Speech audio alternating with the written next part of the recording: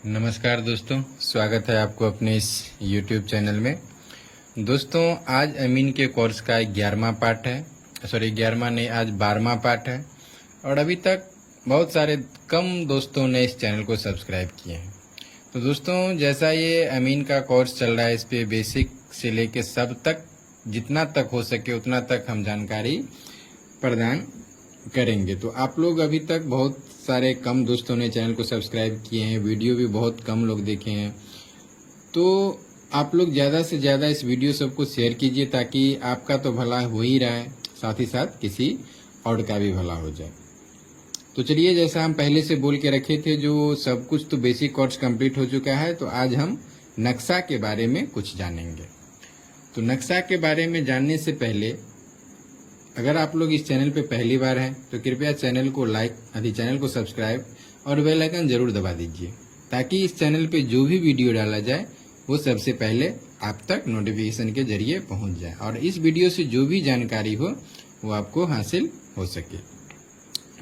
Video अगर अच्छी लगे तो वीडियो को लाइक और शेयर जरूर कर दीजिएगा। तो चलिए, बिना देरी के हुए वीडियो को शुरू करते हैं। तो आज की वीडियो में हम नक्शा के बारे में बेसिक जानकारी लेंगे। तो सबसे पहले नक्शा रखने, अमीन का जो नक्शा रखने का दिशा होता है, या कोई आपको कभी क्वेश्चन करता है जो अमीन का बैठने का दिशा कौन सा है, खड़ा होने का दिशा कौन सा है, तो इस प्रश्न का जवाब आपको हम दिखा रहे हैं। जो देखिए यहाँ पे आपको दिखा रहे हैं, देख रहे हैं, ये एक लाइन बना हुआ है। ठीक, देख रहे हैं, ये एक लाइन बना हुआ है। ये आप लोग हर नक्शा पे देखते होंगे, ये वाला लाइन। तो ये वाला लाइन जो है, इस लाइन को हम लोग बोलते हैं नॉर्थ लाइन। ठीक दोस्तों, आज हम दूसरे जगह, घर पे तो है नहीं, इसके लिए बिना माइक, बिना स्टैंड, बिना लाइट का वीडियो बना रहे हैं। तो वीडियो का क्वालिटी थोड़ा गड़बड़ होगा, लेकिन इसका नॉलेज बहुत हार्ड होगा। इसके लिए वीडियो को पूरा देखिए। वीडियो बहुत ही इंपॉर्टेंट है अमीन के कोर्स के क्लास से, या अगर कोर्स से बाहर का भी है तो ये वीडियो बहुत इंपॉर्टेंट है, क्योंकि नक्शा के बारे में जानना बहुत जरूरी हो जाता है। तो सबसे पहले ये जान लीजिए, जो ये वाला जो लाइन बना हुआ है, देख रहे हैं, इसको हम लोग नॉर्थ लाइन बोलते हैं। ये हर नक्शा पे रहता है और इसका मतलब होता है दिशा सूचक, यानी ये दिशा का ज्ञान प्रदान करता है।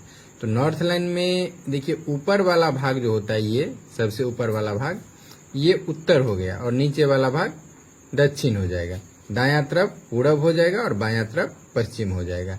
इसी से हमारा ये सवाल का भी जवाब मिल जाता है, जो अमीन का बैठने का या खड़ा होने का दिशा कौन सा है, तो वह है उत्तर दिशा। क्योंकि उत्तर दिशा में नक्शा लेके आप जब प्लॉट पे खड़ा होते हैं तो आपका सब कुछ क्लियर रहता है, क्योंकि नक्शा का भी दिशा उत्तर ही रहता है। ठीक, तो ये तो हो गया सबसे पहले आपका नॉर्थ लाइन। इस तरह के लाइन को हम लोग नॉर्थ लाइन बोलते हैं। चलिए, अब दूसरा जो सबसे जरूरी बात है, दूसरा बात देखिए, आपको यहाँ पे जो दिया हुआ है, ये कहीं पे ऊपर कहीं पे नीचे, ये हर जगह दिया हुआ रहता है। देखिए, तो यहाँ पे सबसे पहले क्या दिया हुआ है, जो थाना का सिलसिलेवार नंबर, यानी ये जो जिस मौजा का नक्शा है उस मौजा का थाना का सिलसिलेवार नंबर कितना हो गया, कितना लिखा है, हिंदी में लिखा हुआ है ये 86। ठीक, तो ये इस मौजा का थाना नंबर हो गया 86। ये हो गया बाउंड्री कमिश्नर नंबर, आपको 59 हो गया। कलेक्ट्रेट रजिस्ट्री नंबर 29 हो गया। देखिए, ये जो दिया हुआ है मशहूर नाम दिया हुआ है ना, ये मशहूर नाम, ये जिस मौजा का नक्शा है इस मौजा का नाम हुआ, यानी मशहूर नाम में है आपका औरंगा उसरी, यानी ये जिस मौजा का नक्शा है उसका नाम है औरंगा उसरी। और ये चादर नंबर 2 है, मतलब ये जो नक्शा बना हुआ है वो एक सीट से ज्यादा में बना हुआ है। ठीक, उसके बाद देखिए यहाँ पे लिखा हुआ है कलेक्ट्री रजिस्ट्री नाम, ये अरगा है। उसके बाद रेवेन्यू सर्वे नाम अरगा उसरी है, 41 नंबर हो गया। उसके बाद देखिए, थाना जो इसका है बहेरा है, परगना हावी है, जिला दरभंगा है, और पैमाना व हिसाब फी मील 16 इंच बराबर 1 मैल है। इसके पैमाना के बारे में जब हम आगे बढ़ेंगे तो इसके बारे में हम हर एक वीडियो के बारे में जानेंगे।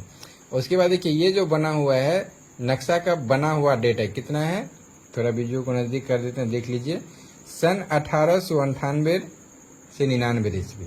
यानी ये नक्शा 1898-99 में तैयार हुआ, मतलब ये नक्शा पुराना नक्शा यानी CS नक्शा का, CS सर्वे का नक्शा है। उसके बाद नीचे देखिए ये डायगोनल स्केल बना हुआ है, आप लोग इस कोर्स में पूरा हैं तो देखे होंगे, जो डायगोनल स्केल से नक्शा चेक किया जाता है, अगर हमारे पास गुनिया नहीं है तो भी हम इस नक्शा से नापी कर सकते हैं। उसके बाद थोड़ा सा और देखिए आगे आइए, तो ये वाला जो चिन्ह बना हुआ है ये दहला का चिन्ह बना हुआ है। ये आपको दहला का चिन्ह जो होता है ये क्या बोलते हैं, ये दहला वाला जो चिन्ह होता है ये आपको एग्जामिन नक्शा पे नहीं मिलता, ये क्रॉस नक्शा और डिजिटल पे मिलेगा, एग्जामिन पे ये दहला का चिन्ह नहीं रखता। तो ये जो चिन्ह होता है इसको हम लोग दहला बोलते हैं। और यहाँ पे एक जरीब का जो एक दहला के बीच का जो दूरी होना चाहिए इस दहला से इस दहला का, वो 10 जरीब होना चाहिए। अगर इससे कम है या ज्यादा है तो इसके हिसाब से हम लोग करेक्शन निर्धारित करते हैं।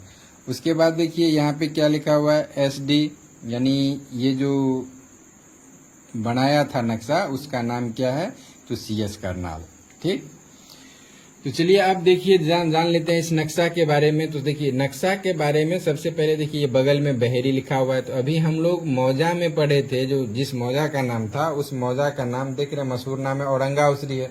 तो फिर यहाँ पे बहेरी क्यों लिखा हुआ है, ठीक है, यहाँ पे आप लोग देख रहे हैं जो बहेरी लिखा हुआ है और किस साइड में है। तो जैसा अभी हम पढ़े हैं जो नक्शा का ऊपर वाला भाग उत्तर होता है, तो ये वाला भाग उत्तर हो गया, ऊपर वाला यानी इस तरफ उत्तर हो गया, नीचे जो होगा दक्षिण हो जाएगा, दाहिना जो होगा आपको पूरब हो जाएगा और बायां जो होगा पश्चिम होगा।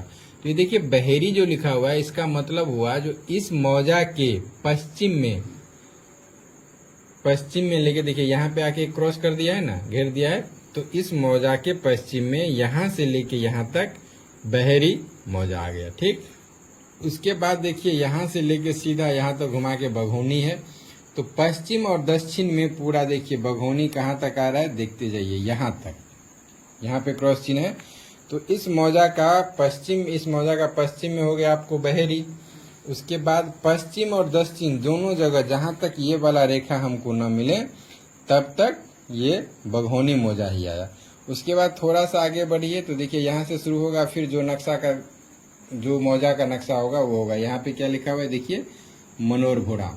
तो ये इस तरफ जो हो गया यानी पूरब में मनोरभोराम हो गया। और उत्तर में देखिएगा तो उत्तर में देखिए इसका ही लिखा हुआ है मिलान चादर नंबर 1, यानी इसी मौजा का दूसरा सीट जो बना हुआ है वो चादर नंबर 1 इसके उत्तर में है। ठीक, ये सब तो जानकारी हो गया जो क्या लिखा हुआ है। अब देखिए सब नक्शा है आपको पतला पतला लाइन में। उसके बाद देखिए ये वाला लाइन जो चला है इस तरह से, देख रहे हैं सीधा, ये थोड़ा थोड़ा मोटा लाइन है, इस तरह से पूरा देखिए जितना बड़ा नक्शा है हर जगह ये होगा। ठीक, देख रहे हैं ये हर जगह है।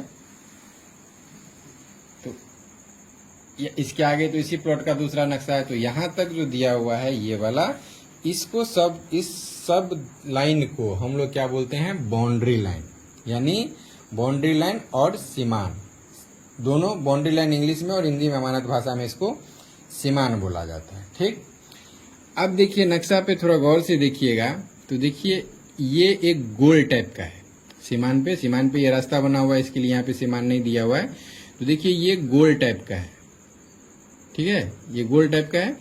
तो ये गोल टाइप का ही आपको हर जगह देखने को मिल जाएगा। देखिए यहाँ भी है, उसके बाद यहाँ भी है, यहाँ भी है, यहाँ भी है, देख रहे हैं ये सब जगह जगह पे है।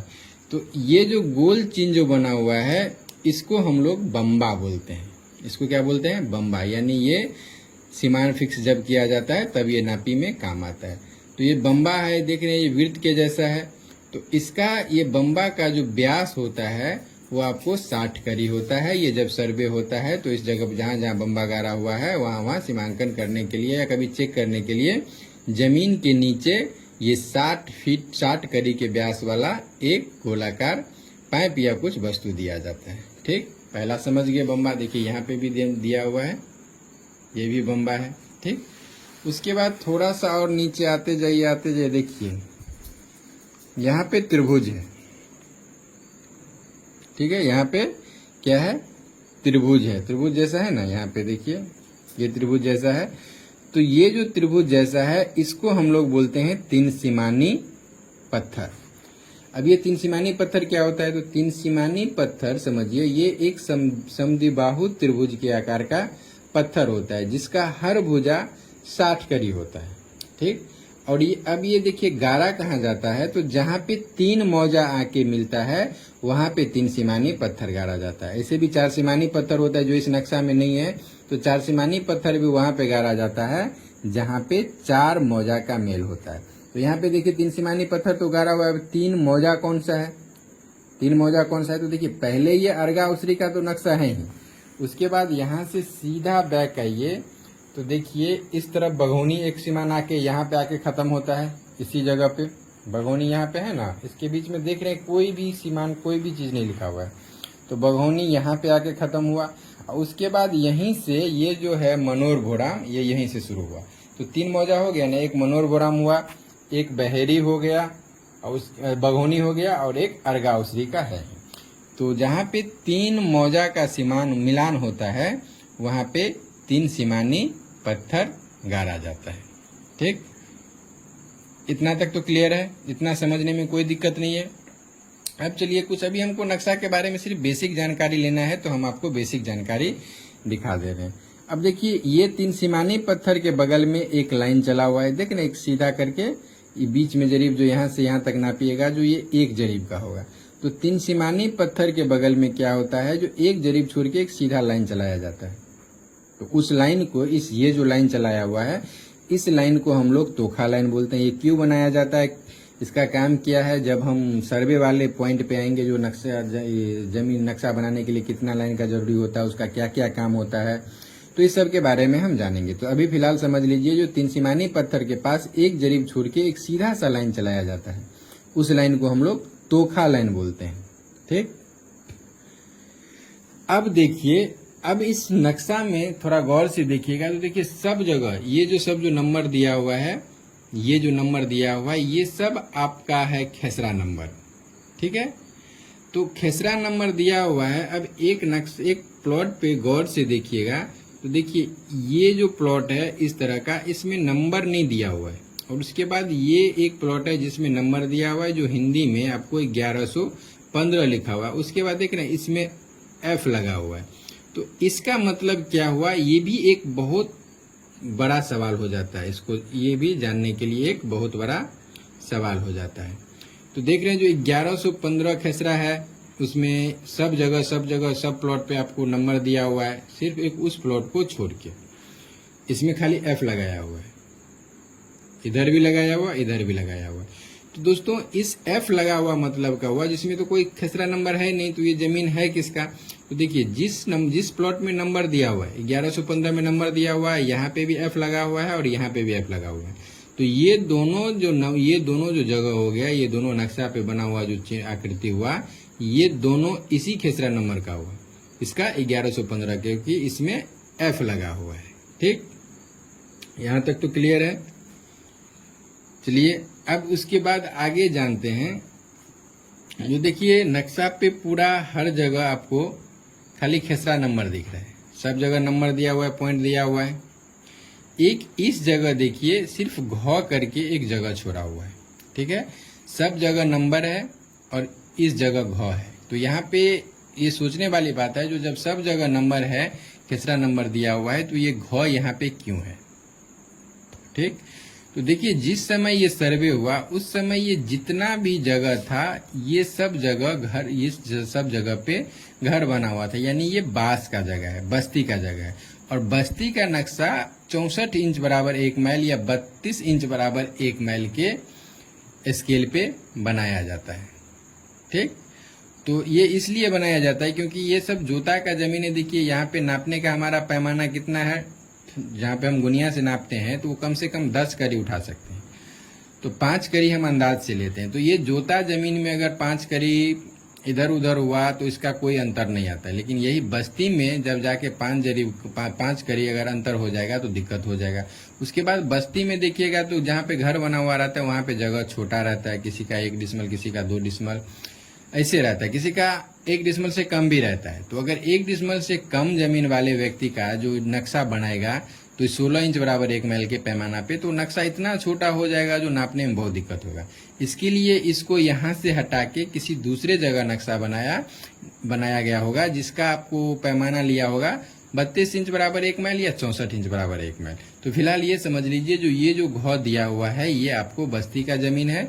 जिस टाइम सर्वे हुआ था उस टाइम यहाँ पे घर बना हुआ था, और इसका नक्शा किसी दूसरे जगह बनाया गया है, जिसका पैमाना आपको 32 इंच बराबर 1 माइल या 64 इंच बराबर 1 माइल पे होगा।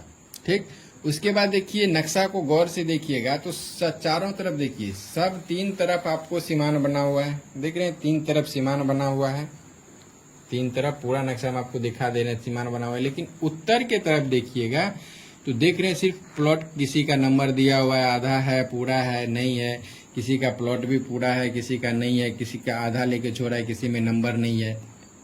तो ये सब जो क्या हुआ, जो इसके आगे जो लिखा हुआ है मिलान चादर नंबर 1, वहां पे इस नक्शा सब का आगे भी नक्शा होगा। जो मान लीजिए अगर इसी प्लॉट को देखिए, इस प्लॉट को, जो इसमें आपको खेसरा नंबर नहीं है, ठीक, तो इसका खेसरा नंबर F लगा हुआ है यहाँ पे, तो इसका प्लॉट हो गया, और इसमें खेसरा नंबर नहीं है, तो इसका जो आगे वाले सीट होगा उसमें खेसरा नंबर होगा। यहाँ तक तो क्लियर है। अभी हम सिर्फ बेसिक जानकारी देना। उसके बाद देखिए आपको दिख रहा है जो ये वाला चिन्ह, देख रहे हैं सीधा 2 मेर है, उसके बाद इसी तरह से कट कट कट कर कर ये लगा हुआ है। तो ये जो इंडिकेट करता है, ये किस चीज का इंडिकेट करता है, ये रास्ता का इंडिकेट करता है। जैसे देखिए यहाँ से यहाँ तक रास्ता आया, फिर ऐसे गया, फिर ऐसे गया, देख रहे हैं ये सब, ये जितना इस तरह का चिन्ह है ये सब आपको रास्ता का इंडिकेट कर रहा है। उसके बाद देखिए यहाँ पे भी एक अंक दिया, अक्षर में लिखा हुआ है, तो यहाँ का भी जो नक्शा होगा वो आपको दूसरी जगह बना होगा, वो 32 या 64 इंच के पैमाना पे बना होगा, जो कि बस्ती का नक्शा है।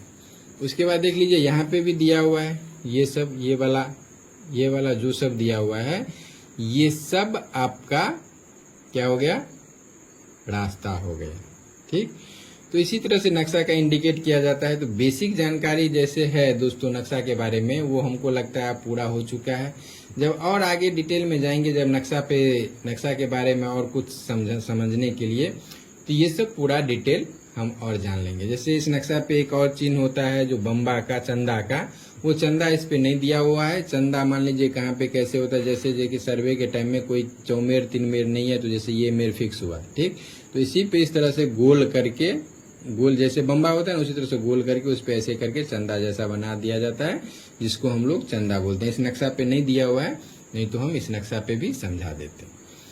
तो दोस्तों नक्शा के बारे में आप लोग सब कुछ समझ गए। जो कभी भी आप नापी करने के लिए जाएं, तो कभी भी नक्शा खोलें या बैठें तो हमेशा उत्तर की तरफ बैठे। उत्तर की तरफ क्यों बैठना चाहिए ये भी हम आपको बता दिए। ठीक, तो नक्शा के बारे में आपको बेसिक जानकारी मिल गया, और कल से इसका जो अगला प्रोसेस जो शुरू होगा, उसके बाद हम जो जमीन का नाप माप का इकाई है, ये सब के बारे में चर्चा करेंगे। करी को फीट में बदलने, कट्ठा, धूर, डिसमल, यानी इसका भी जितना सबसे कम से जितना छोटा से छोटा बात होगा ना, वो सब चीज का हम इस वीडियो में, इस कोर्स में चर्चा करेंगे।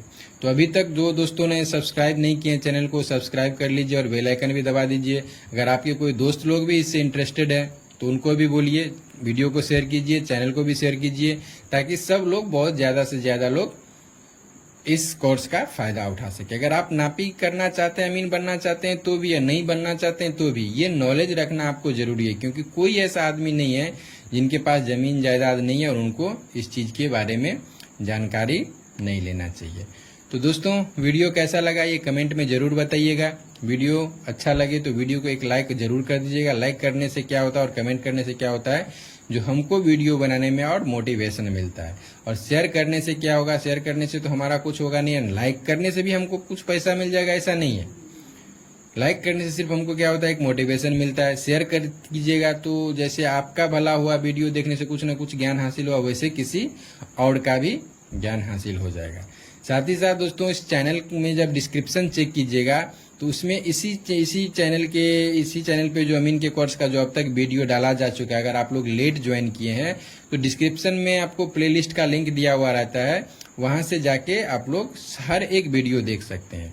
ठीक, उसके बाद इस पे 2 सोशल मीडिया प्लेटफॉर्म का भी लिंक रहता है। एक व्हाट्सएप ग्रुप है वहाँ पे जाके अगर उस पेज को, उस ग्रुप को फॉलो कर लीजिएगा तो बहुत सारे उस पे और अलग अलग भी वीडियो का लिंक रहता है, तो हमारा ही लिंक रहता है, वहाँ से देख के आप लोग और ज्ञान हासिल कर सकते हैं। उसके बाद फेसबुक का भी एक लिंक दिया हुआ रहता है, तो उस पेज को भी जाके फॉलो कीजिए, वहाँ से भी बहुत कुछ आपको जानकारी सीखने को मिल जाएगा। ठीक, तो वीडियो आज का यहीं पे समाप्त करते हैं। वीडियो को लाइक और शेयर जरूर कर दीजिएगा। अगर चैनल पे पहली बार है तो चैनल को सब्सक्राइब और बेल आइकन जरूर दबा दीजिएगा। तो आज का वीडियो यहीं पे समाप्त करते हैं, मिलते हैं फिर नेक्स्ट वीडियो में। तब तक के लिए जय हिंद, जय भारत।